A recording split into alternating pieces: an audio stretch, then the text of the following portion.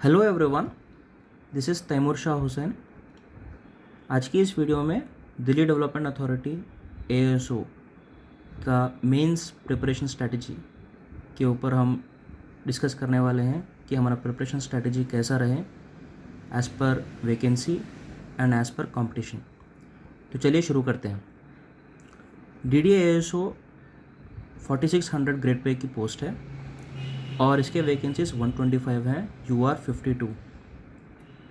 ये तो नोटिफिकेशन में मेंशन है। तो स्टेज 1 हो चुका, हमें रिज़ल्ट का इंतज़ार है। मोस्ट प्रोबेबली रिज़ल्ट आपका नवंबर एंड या दिसंबर फर्स्ट वीक में आपको देखने को मिल जाएगा। तो स्टेज 2 मेंस हम कब एक्सपेक्ट कर सकते हैं? स्टेज 2 मेंस आप देख लीजिए, जनवरी टू फरवरी हम एक्सपेक्ट कर सकते हैं कि स्टेज 2 मेंस यहाँ पे हो सकता है। तो इसके बेस पे और जो हाल ही में CGL के एग्ज़ाम्स हुए 22 CGL 22 और 23 बोथ प्रीलिम्स एंड मेंस, उसको देखते हुए उसको बेस लेकर हमें प्रिपरेशन स्ट्रैटेजी हमने बनाई। तो देखते हैं कि सेक्शन वाइज हमें कितना टाइम देना है, कितने क्वेश्चंस हमें अटेम्प्ट करने हैं, टारगेट स्कोर क्या होगा हमारा। तो वीडियो में लास्ट तक बने रहिए और देखिए, स्ट्रैटेजी अपने जानिए। सेक्शन वाइज फर्स्ट सेक्शन हमारा होगा मैथ्स और रीजनिंग।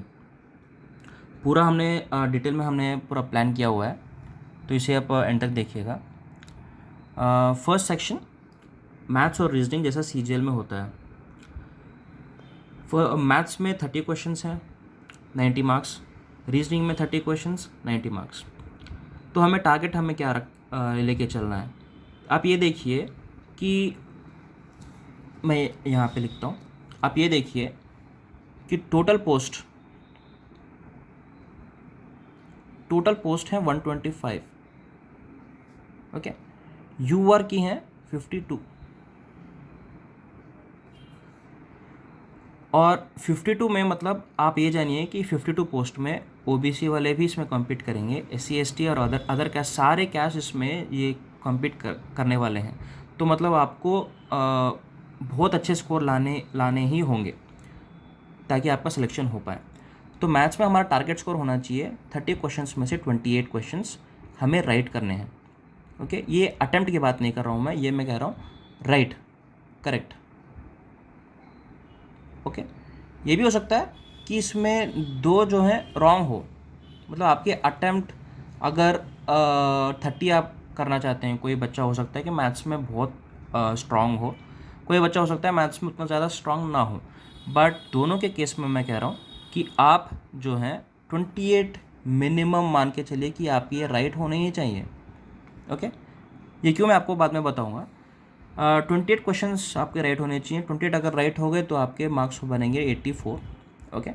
रीजनिंग 30 क्वेश्चंस हैं 90 मार्क्स के लिए, तो 28 क्वेश्चंस आपके राइट होने चाहिए, 84 मार्क्स। दोनों के लिए सेम कह रहा हूँ क्योंकि ऐसा हो सकता है कि किसी का रीजनिंग बहुत स्ट्रांग हो, किसी का मैथ्स बहुत स्ट्रांग हो, बट हमें देखना ये है कि टोटल आप ये देखिए कि कितने क्वेश्चंस आपके बन रहे हैं, कितने क्वेश्चंस राइट आपके बन रहे हैं। आपके बन रहे हैं 56 क्वेश्चंस आपके राइट जो हैं बन रहे हैं।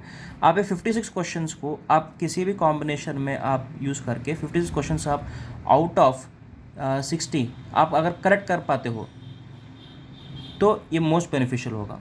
Second section English 45 questions 135 marks. इसमें से आपको मिनिमम आपके 40 करेक्ट होने चाहिए, ओके, जो आपको 120 मार्क्स दिलवाएंगे। General awareness most important section 25 questions 75 marks. Deciding आप कह सकते हो,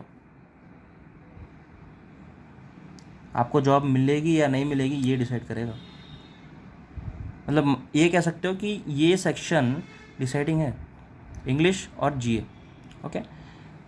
40 क्वेश्चंस मिनिमम आपको राइट करने हैं, इसमें 10 क्वेश्चंस मिनिमम राइट करने हैं। तो टोटल हमारे बन जाते हैं, यहाँ के आपने देखा 56 क्वेश्चंस आपने राइट कर लिए, यहाँ पे आपने देखा 50 क्वेश्चंस, मतलब 40 + 10, ओके। 56 40 10 106 × 3 318, ओके। ये मैं कह रहा हूँ मिनिमम आपको इतने लाने ही हैं, okay. Third section same day, इसी एग्ज़ाम के बाद, मतलब ये सेकेंड सेक्शन के बाद आपका थर्ड वह होने वाला है कंप्यूटर। ध्यान में रखिए, हमने 22 CGL में देखा है कि इस कंप्यूटर के बेस को लेके बहुत काफ़ी लोग फेल हो चुके हैं, काफ़ी लोग फेल हो चुके थे। और ये तो अच्छा हुआ कि नॉर्मलाइजेशन हुआ, जो मेंशन नहीं किया गया था। बट आप ये मान के चलिए कि नॉर्मलाइजेशन पे बेस ना होते हुए हमें मिनिमम लेके चलना है कि हम 10 क्वेश्चंस हम इसे यहाँ पे राइट करें। तो 30 क्वेश्चंस, आप 30 मार्क्स आपको मिनिमम लाने हैं। ये आपको मिनिमम टारगेट रखना है। आपको 15 मिनट दिया जाएगा, 10 क्वेश्चंस आपको मिनिमम राइट करके जाने हैं, 30 मार्क्स। इसको आपको कैसे प्रिपेयर करना है मैं आपको इसके लिए वीडियो बना दूंगा, कोई इसमें कोई दिक्कत वाली बात नहीं है। तो फोर्थ सेक्शन होगा टाइपिंग। टाइपिंग का आपको एक पैसेज दे दिया जाएगा, 15 मिनट टाइम होगा। ये क्वालिफाइंग नेचर है, कंप्यूटर का और टाइपिंग का दोनों क्वालिफाइंग नेचर है, क्लियरली मेंशन है, कोई दिक्कत वाली बात नहीं है, आप आराम से प्रिपेयर कर सकते हो। बट आपको अभी इस किस पे ध्यान देना है, अभी मेरे बात आप मानिए, आपको डेली मैथ्स और रीजनिंग आपको प्रैक्टिस करने हैं। ये आप डेली आप करोगे तो ही आपका स्पीड बनेगा और आपका एक्यूरेसी 28 क्वेश्चंस तक जा पाएगा। 28 क्वेश्चंस मैथ्स में, 28 क्वेश्चंस रीजनिंग में, इट्स नॉट इजी, उतना इजी नहीं है जितना लग रहा है।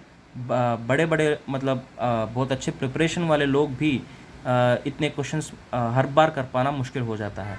तो प्रिपरेशन अगर होगा तो ही, प्रैक्टिस अगर होगा तो ही आप ये कर पाओगे। रही बात डिसाइडिंग फैक्टर, मतलब आप मैथ्स और रीजनिंग में अच्छा कर पा रहे हो तो आपको क्या करना है, इंग्लिश और जी आपको डेली आपको एक मिनिमम आपको 1 आवर आपको इंग्लिश के लिए आपको देना ही होगा। क्योंकि इंग्लिश में आपको सिनोनिम्स, एंटोनिम्स और पैसेजेस पे आपको फोकस करना है। जंबल्ड सेंटेंसेस आपको इस बार उतने इजी नहीं दिए जाएंगे जितना प्रीलिम्स में आपको दिए गए थे।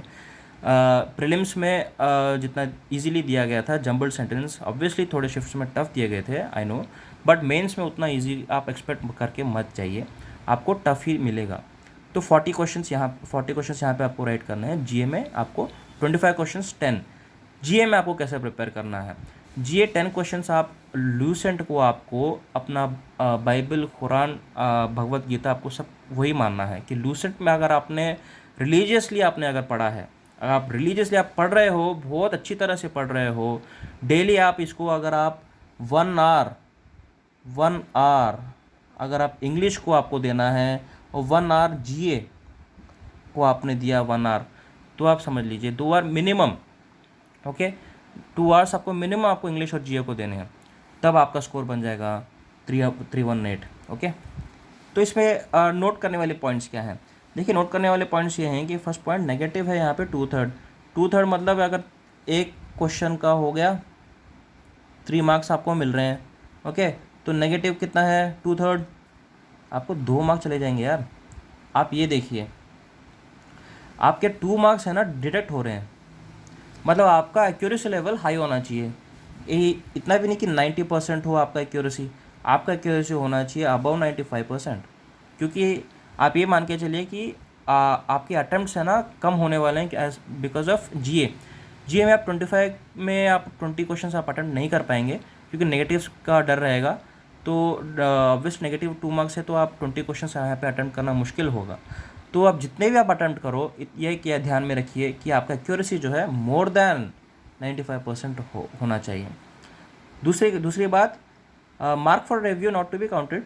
हमने प्रीलिम्स में देखा कि नोटिफिकेशन में भी मेंशन हुआ है कि मार्क फॉर रिव्यू अगर आप करते हो और आपने रिव्यू करके रखा और लास्ट में आपने देखने का सोचा बट लास्ट में आपको टाइम नहीं मिला, तो ये काउंट में नहीं किया जाएगा, नॉट टू बी काउंटेड।